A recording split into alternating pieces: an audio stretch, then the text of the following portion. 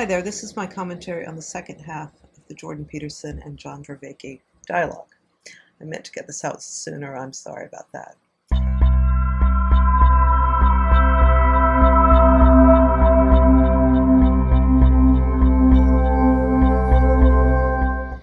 I love this Dialogos, and I know there's some criticism of it, but it's just so cool to see these two guys I really admire and who have been so influential to me go at it like best friends.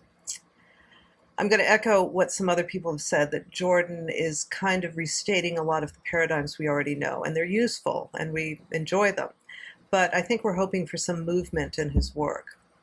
Of course, he tweeted the other day that he had a bad episode, so he's not feeling well. And it's amazing he's performing at the level he is. Our sympathy for Jordan the man doesn't want him to push himself at all. We want him to just relax, get better, don't worry about it. But our interest in Jordan, the public intellectual, wishes he'd start moving in some new territory. We want some new insights. We want some new intellectual exercises. And we're hoping also that the spiritual or religious part of Jordan finds what he's seeking and potentially can develop a way of participating in that realm with a little bit less turmoil. As I've said before, I think for someone like Jordan, Pirsig's work is really useful for people like him who want to believe in God and have the sense that they want to connect to that dimension, but can't manifest a belief in God because the ghost of reason is just too strong. And maybe childhood, negative childhood relationship with religion, or just a general sense that the dogma of religion doesn't line up with reality as they see it. And that's why Pirsig, again, is very useful. Metaphysics is the original religion, and metaphysics is something that, because of its underlying transferability, let's just say, you can see religion and science through the metaphysical lens, and you can see it through the same metaphysical lens. Reconnecting with that is the way that the Vervaekes connect with the Pajots, both spiritual and religious people who this is very important to. One is a non-theist and one is a theist, but metaphysics ties them together, and that's why I think, in my opinion, one of the main reasons these two can have such good discussions is because of that, because Neoplatonic metaphysics and the Pajots' cosmology have a lot in common. So I'm going to start with a few clips from this interview and comment on those. Into propositional, and the new atheists and modernity and all of this stuff is locked in a propositional tyranny, and it's cut us off from all of this, and cutting us off from this cuts us off from the body, cuts us off from the primary connection. And that propositional tyranny, is that best encapsulated in the idea that there's nothing outside the text? This clip is out of order. The rest of the clips I'm going to show and comment on, I think there's about 10 of them, are in order. But I put this first because it sums up the problem we're working on in this corner, which is the propositional tyranny. What it is, where did it come from, and what can we do about it? Why do we do what is reasonable, whether or not it's any good? And you'll see that this dilemma, this problem, is at the basis of the meaning crisis discussion, in my opinion. It's at the basis of most of what's going on in the Rebel Wisdom channel. It's what Pajot is warning about, and of course it's what McGilchrist is outlining too in his proposition that we have become way too left hemisphere dependent at the expense of the right hemisphere, the totality, the specific versus the totality. As Peterson beautifully puts it, this system relies on the belief that there's nothing outside the text, or if you can't count it, or if you can't measure it, it doesn't exist. Peterson's whole quest in Zen and the Art of Motorcycle Maintenance was the pursuit of the ghost of reason, the origin of this propositional tyranny. And his solution, outlined, in depth and breadth in Lila, a value-based metaphysical understanding as a whole self-engagement with reality. Basically, the solution that all the thinkers in this corner are arriving at or have arrived at. You could say, to some extent, it's rescuing our father from the belly of the whale, because the rediscovery of ancient wisdom is a big part of this project.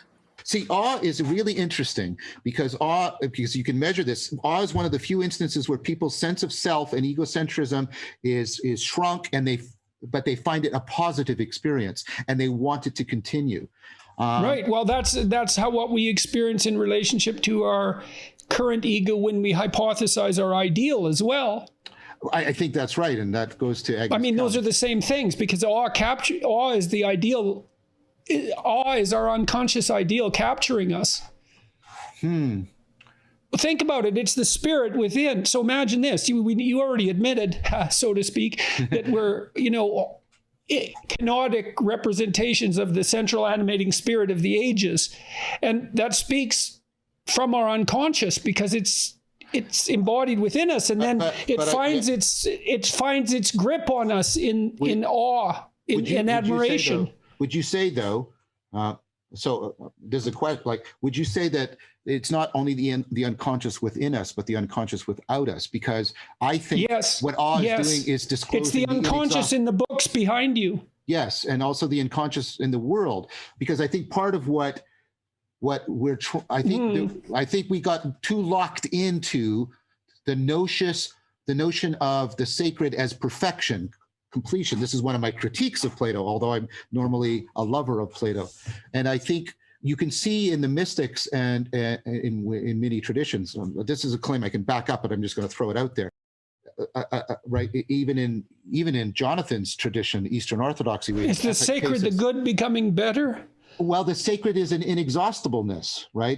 Yes, that's why I'm asking that question. Yes. Because when I've had visions of heaven is a place that's perfect and getting better. Well, okay. Let me give you my sense. The place where I don't have visions, but the place where I experience what I'm talking about. I wouldn't recommend them necessarily. Yeah. That state of sense of self that John talks about is a very interesting one to experience, the ego-free state. We've been talking a lot about psychedelics and entheogens in this corner, and what those substances do is put you into this sort of witnessing state.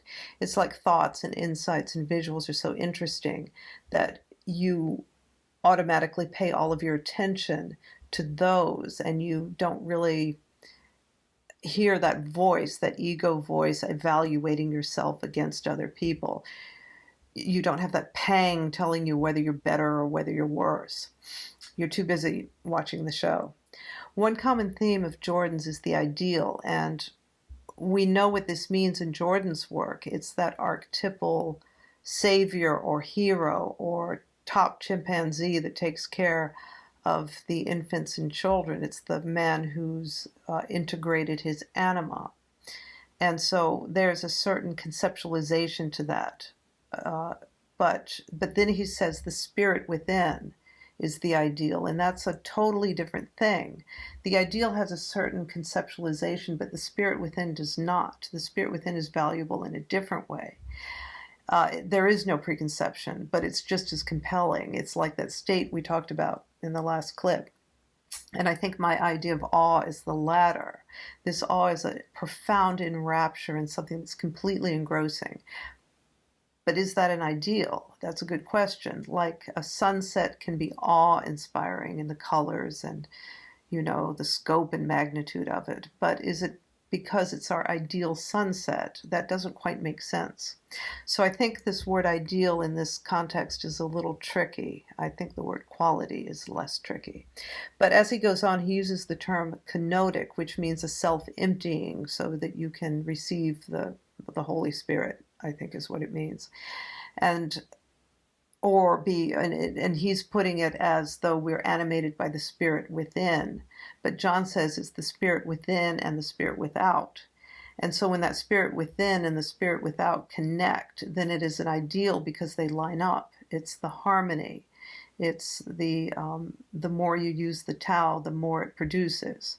And that ideal is a pattern that can be populated with anything. Plato's perfection sounds like the first definition of ideal, and that is sort of a fixed notion, more of a fixed notion, and that might be John's problem with it. But Jordan's perfection is what's best until the next update, so to speak, so it's inexhaustible. And that ideal that ideal of that inexhaustibility of perfection that just gets better is a process. It's not an object. It's not a concept. So what you could say ultimately is the first use of ideal is a social pattern of value. And the second use of ideal is the eternal awareness of the good, of quality. They are both patterns, but they're different patterns. One is in the social realm, it's a social pattern of value, and the other is a manifestation of the metaphysical, and it's more of the dynamic, spiritual state. The father from the dragon of chaos. So you and you're kenotic, right? Because you're kenotic. You're your books behind you, but which is why you array them behind you in no small part. But as you said, in your own defense, when you're putting your ideas forth, I'm just the gist. Yeah. There's another T-shirt. But that's the same idea as kenosis. Yeah, I know the emptying, and I'm deeply interested in the relationship between kenosis and henosis. Because I don't know henosis. Oh, henosis is sort of. It's horrifying and great to talk to someone who knows a whole bunch of things I don't know at all. Oh, thank you, Jordan. That's quite the compliment coming from someone like you. Henosis is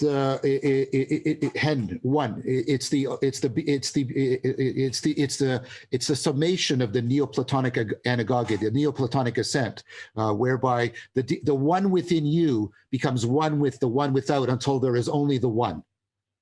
It's ultimate at one-ment. And also it has the sense of atonement because it's the ultimate healing of that which is most existentially distressing to us, which is our being separated from the ground of reality within and the ground of reality without, and also separating those. Yes, so that is what is most existentially distressing to us. You agree with that? Yes. So that's why I titled my next book the title that I am titling it, which is We Who Wrestle with God, because that's our fundamental problem. Is that dissociation. But, I believe that's the case. So that calls something forth for me now, the wrestling. But then that means that okay, please go ahead with that first. What I was going to say is, we're talking about this bivalence of how reality presents it to itself. This is Heidegger's big thing, right? And there's a sense in which it shines into our intelligibility, forth, but it also withdraws, right? It withdraws into its moreness. It shines with its suchness, and it withdraws into its moreness.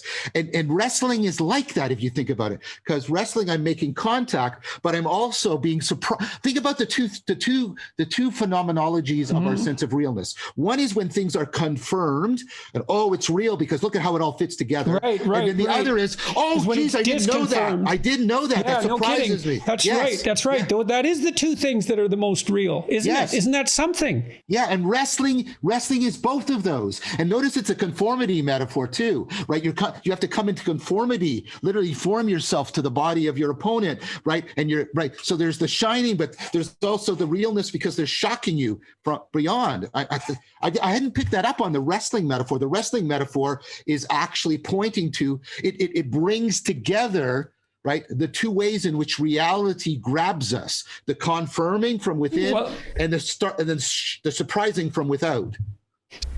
And here, through the use of the word henosis, John is getting more to the root of the kind of value, the ideal that we're talking about. So this clip illustrates the difference between ideal and value as, let's say, objects, and ideal and value as eternal processes. You empty yourself, kenosis, to receive the henosis. Atman is Brahman, ultimate at one-ment. And I think wrestling is a better understanding of what we up to now refer to as a duality.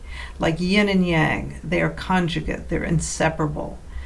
Like static, the analog, and dynamic, the revelation. The conjugate maintains its existence by paradoxically wrestling for dominance, cooperating at the same time. And it's always in the moment, leaving the effects as patterns in its wake, an endless evolution of transformation. So I think if you're thinking about dualities, you're not talking so much about two halves. You're talking about this conjugate that's always in a dynamic relationship with each other. And that in itself is the totality. Taking apart Genesis like that was really revelatory to me but I differed from the atheist because I approached the text with reverence and ignorance and humility, believing that I was nothing in comparison to what it contained. You thought that there were truths available through transformation, not just through information. Well, what are we, stupid? Are we stupid? Is that why we were guided by this book for so many thousands of years and preserved it? It's because we're stupid? The simplicity of the observation in this clip is rather mind-boggling when you think about it, when you think about what's being exposed here. The idea that the Bible is an archaic and quaint relic has prevailed in the circles that I'm a product of. I know from the past what it felt like to be in that mindset, because propositionally for most of my life I've sort of been your typical atheistic left-wing type until fairly recently, until I kind of woke up to reality.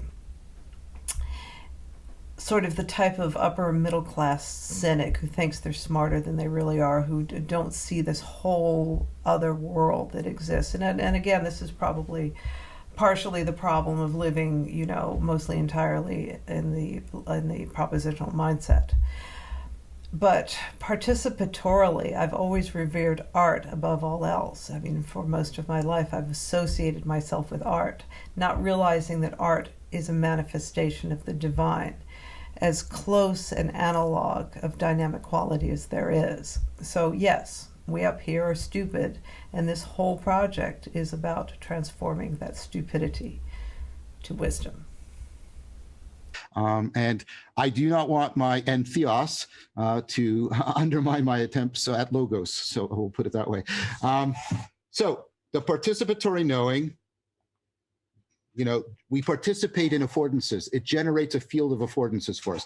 Okay, so let me stop you there. Okay, so my value structure determines what field of affordances manifests itself to me. So tell me more about what you mean by value structure, because if you mean value is the determinant of my attentional resources. I'm going to attend to that which I believe is most valuable, and so I have a value hierarchy lurking in the background. That's in that deep unconscious, let's say, but that value hierarchy should be predicated on the manifestation of the highest spirit. So what I should want to afford itself to me are those affordances that afford me the opportunity to pursue the path of the highest spirit. If I'm oriented properly, if I'm worshiping properly, yes or no? Sorry, it's not a command. Constitutively or ultimately? Because there's a difference there. I mean, so like I probably mean both, failing to distinguish between them. But I mean, in the ideal, but that would be the ideal that I would be, what would you say, inclined to pursue if I were conscious of its existence. So I would say. Let me see if I can map this, because this is interesting. Because I'm using the term affordance because it's become one of the central terms within. I understand. Yeah. Great. Well, I didn't know that either. But that means why? Because that work was shelved for. I mean, I became enamored of it when I encountered it, but that work was in some sense shelved for a very long time. Well, there's a personal reason and there's a collective reason. The personal reason is I was lucky to study and enter into collaboration with one of Gibson's great proteges, John Kennedy. And so that's how I learned to appreciate this. The field as a whole, because of the notion that, cognition is not in your head, it's between you and the world, that cries out for the notion of affordance. Here again, where Peterson uses a term kind of like he was using ideal before, he uses the term value structure, which implies some fixed pattern of values. And he's describing it actually to describe a dynamic phenomenon. So there's two types of patterns, and in this case, a fixed social pattern of values versus value itself, valuing, which is dynamic. It's like the use of ideal earlier, like I was saying. The value hierarchy that he was referring to is the mythos he's embedded in, plus personal values and attributes or personal patterns of biological, social, and intellectual value. But the valuing is the quality event. John catches that. And this question actually is the thread of a lot of this conversation. The gist of this conversation is differentiating between patterns of value and valuing or value or the event itself. And they can both be described with words like ideal and value because they're conjugate, like the conjugate of spirit and matter, you could say. One can't exist without the other. The valuing creates a pattern of value. Spirit, the one, gives birth to matter. Matter holds up spirit. Matter is infused with spirit. You can't have one without the other. Information and expression. It's a relationship, and I think this is a lot of what the conversation is about. I want to be able to say that both is sufficiently radical. Well, I think that's. We'll have to talk about. I mean, we are investigating the claim in some sense that the world calls you to become. Yes. So right. So the ideal is implicit in the affordance. But I would also put the Heideggerian thing on it. My Dasein, my way of being in the world, also calls things forth from the world. Yes. This cup is not graspable to a fly. Right, that it doesn't. Right. That affordance doesn't. The data agent arena relationship doesn't exist for and no matter what the fly wishes or wants, that's not going to be the case. I want to say that there are things that are the case for me that play a constitutive role in the affordances that are available to me. That's what I want to emphasize. Yes, well, that's the dogma element as well. Perhaps. That's the element of structure. It's the element of setting the criterion. It's the element of what already is. And it's respect for that. But it's also the element of that the world is also shaped independently of me, sometimes by culture, sometimes by technology, but sometimes by nature itself, such that I can make a purchase on the world. I want to resist the romantic notion that the world is a blank slate that I simply express myself upon. The world has its own structure that constrains and puts demands on me. So and sometimes we work with that. Like if this was as revealed in our errors. Again, here they are clarifying what they were talking about in this case, which is how the static patterns, what already is, are expressing the new information. The affordances discerned through this lens and discerned by value. All this structure we have found valuable through the lens of both our limitations as finite ambulatory beings and through the lens of everything else that we carry around with us. At the level of our embodiment. I think that's why the Christians emphasize the resurrection of the body, by the way. I mean, what Jonathan said about the Christians emphasizing the body and the goodness of the world over against the Gnostics, I'm a little bit worried about that term because Gnosticism wasn't a group of people. It's more like a style of religiosity, like fundamentalism. But I get his point. There were certain, at least the Valentinians. Yes, well, I mean, it really struck me, that valorization of the body, this insistence across, and this is something, again, I would say that the new atheists don't appreciate at all. It's like, well, the resurrection of the body. Well, what does that mean? It means profound respect for the body. It means attributing to the body the value of the spirit, but it means something psychologically, which is what you're getting at here, which is consciousness is not separate in some sense from that's exactly the body. It. Yeah. So the participatory knowing is at the level of embodiment. In Mathieu Pajot's book, The Language of Creation, the body is organized by spirit, and it is an expression of spirit, and therefore it is holy. Neither spirit nor matter can exist without each other. Again, we're talking about that necessary pairing, the conjugate of reality. Otherwise, you negate Genesis altogether. Both John and Jordan are in agreement here, but from different viewpoints. If in John's theory cognition is embodied, then our nous has no grip without the body. You need a radio to pick up the signal. So I think do we agree on that, by the way? Because we're both so concerned with meaning. Is meaning the manifestation of the philosophia? I think meaning... in its highest form, I would say then. I would say I understand meaning when we're not talking about sort of semantic propositional meaning. When we're talking about the meaning that goes into meaning existential in life and makes meaning. life bearable. Right. Yeah, that meaning. So I think the non-propositional meaning. Yes, exactly. Right. Exactly. Fair enough. Because meaning the is ultimately, when we say meaning in life, we're using meaning as a metaphor. We're saying there's something like sentences that's like between me and the world, right? And I think we have to remember that that's what we're doing. Yeah, I think that meaning is the connectedness, the dynamic affordance that allows us to optimally grip the world and thereby affords the cultivation of wisdom. If we think of wisdom not just as knowledge. Okay. Right. So that's the driving spirit of the West, not power.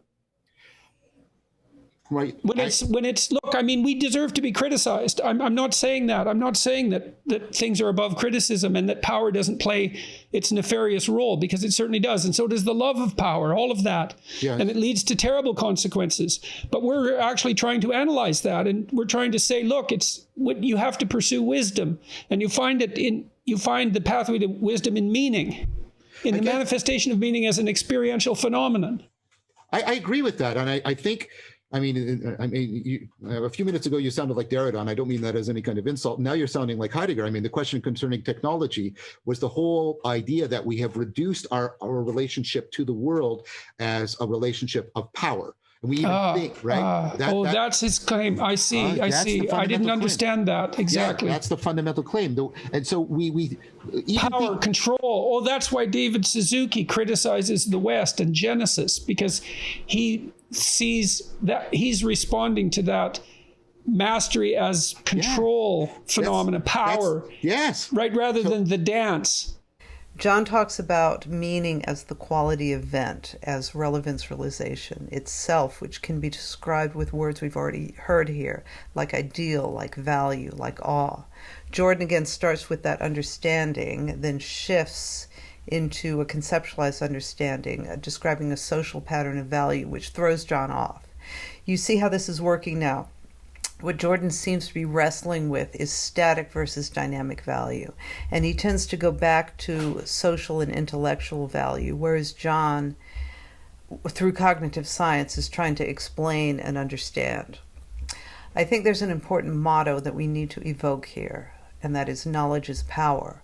Knowledge, propositional awareness, leads to objectification and categorization, which leads to the ability to control and manipulate matter, these days in a godlike way with our technology. In other words, power. The driving spirit of the West has always been an integrative approach. It's the value primarily, the value of freedom and individual flourishing that's been the driving spirit. Unfortunately, and this is the critique from Pirsig and everyone else in this corner, is that along with this emphasis on the propositional, the left hemisphere, etc., because of the seduction of the power to manipulate the world so effectively, the driving spirit of the West is cheapening to the point that it is indeed power that reigns. Because we've reduced our understanding of the world to primary propositional, whose goal is power, then we have... And this is because we've reduced our understanding of the world to primary proposition. And this is because we've reduced our understanding of the world to primarily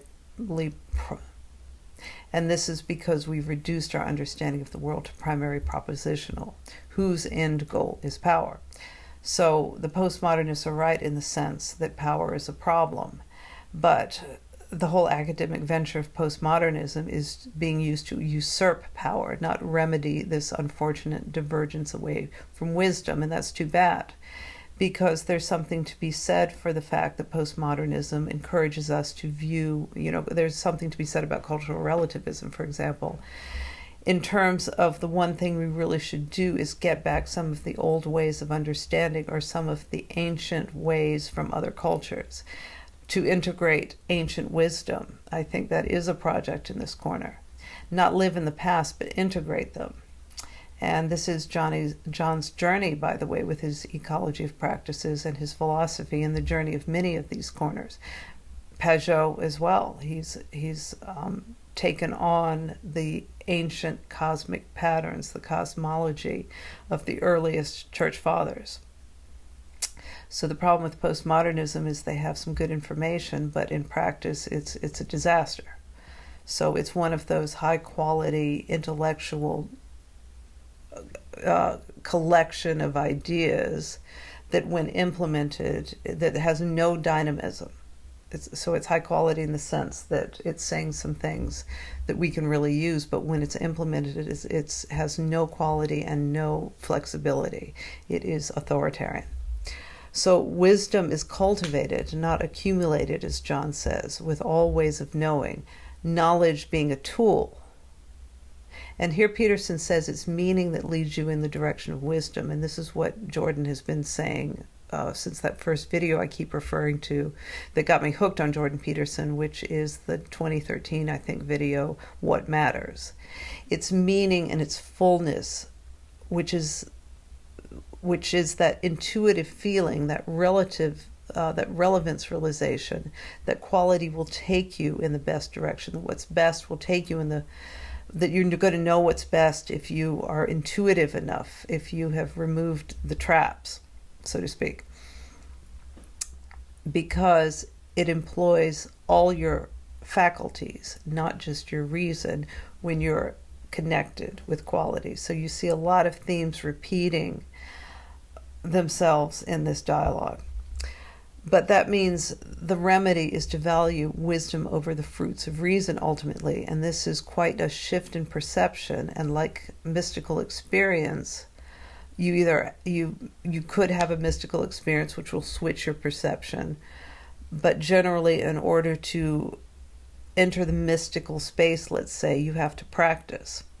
This new lens has to be gradually hewn, and it has to start with a desire for a more complete, meaningful way of being. So listen to your intuition of what feels like the highest quality move, rather than going on autopilot towards what's most profitable or most efficient or what you're used to or what's safe. It's hard to do because we're not used to it. Let's say the desire for a dance rather than for the imposition of power. This is Heidegger appropriating Eckhart's term, Gelassenheit. Gelassenheit is this idea of letting be, not in the passive sense, but the way you let your partner be when you're dancing together, right? The affording. And Heidegger says what we've done is we instead of that, we've turned everything into what he calls standing reserve. Everything right, we're tempted. I see. That's the standing reserve idea. It's for the consumption of power. Yes. And then our only relationship, and this is Fromm's critique, right? The modal confusion, that we are trapped in the having mode. But you'd say then it would be a propositional materialism that would lead to that outcome, because if it's dead matter that we're dealing with, then that's the logical consequence of that. That's the logical moral consequence of that. What would you say? It's a stance that's supposed to be outside the moral world, right? So the objective world is dead material. Well, what do you do with dead material? You store it for. Are you not inevitably tempted to store it for the consumption of power? Exactly. That's you have. That's. I mean, that's the core of the Heideggerian critique. Now listen to what Jordan Peterson says about propositional materialism, which I think is a good term to adopt. I know in the past I've received some criticism about using the term materialism to describe the mode of seeing the world as subjects and objects. The having mode, let's say. This is one of the main analytical points in this corner, that the having mode kills the sacred and usurps the highest value of our optimal sacred participation in the world with secular power over the world. Number 11. So this section I like because it explains more how our understanding transforms if we're in a mostly propositional way of knowing. When propositional knowing ascends to the top of the hierarchy at the expense of the other three ways of knowing, then the sacred patterns that keep us coupled to God, likely those depicted in the Pajot cosmology, no longer seem viable to this burgeoning consciousness of materialism, of enlightenment, that is replaced with that characteristic, no longer seem viable to this burgeoning consciousness of propositional knowing, presumably, which came to its height, what we refer.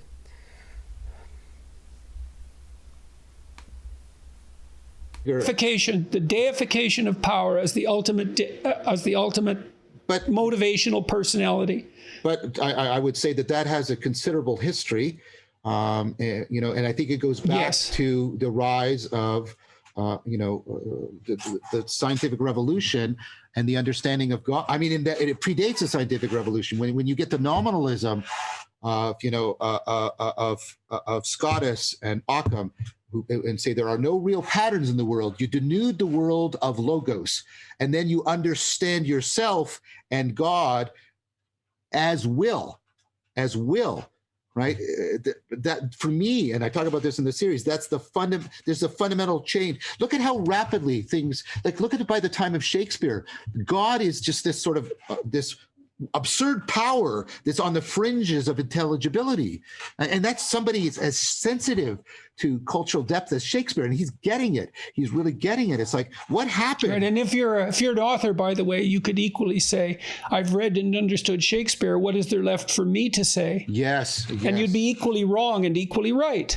Yeah, I think so. I mean, I think that there has.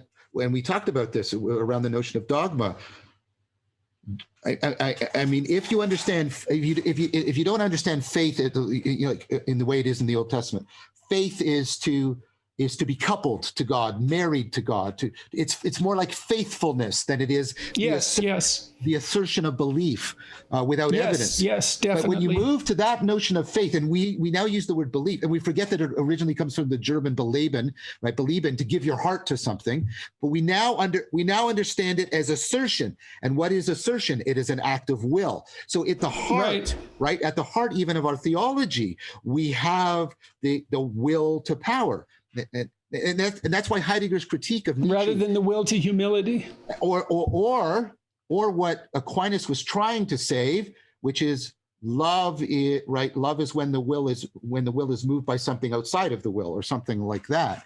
But that's why Heidegger's critique of Nietzsche is so profound. I mean, now to say something positive about Heidegger, right? Because Nietzsche says, well, here's this structure of Christianity, and all Nietzsche does is invert it. And the will to power is in both. And Heidegger says, no, you're still bound to it insofar as you're just negating it. What you have to do is, try to get outside of it. You have to break the shared presuppositions of both sides.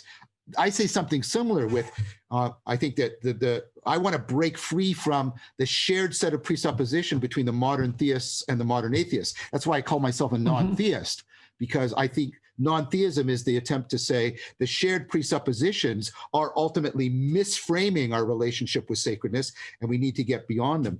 And it's not only a philosophical argument. The mystics, I would say, converge in a position that's very much like non-theism. So this section I like because it explains more how our understanding transformed when we adopted a mostly propositional way of knowing.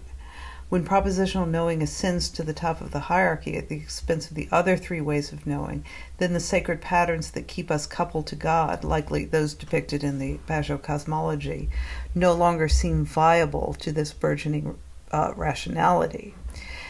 The engagement with the sacred patterns is replaced with that characteristic of ours implemented as humanity begins to use the world for its own ends, which is will. Think about it. We want to be more comfortable. We want to live longer. We don't want nature screwing this up for us. So there's a very big difference in to praying to God that we live another day when we thousands of years ago were living more on that biological end of the social level, when biology was ever present around the corner trying to undermine the social barrier that was arising, whose original purpose was to buffet against this biology. Once we began to meaningfully conquer biological threat in a way that was really reliable, we no longer needed to pray to God. We no longer needed God. We became God. So I hope that makes sense, and I'll see you next time.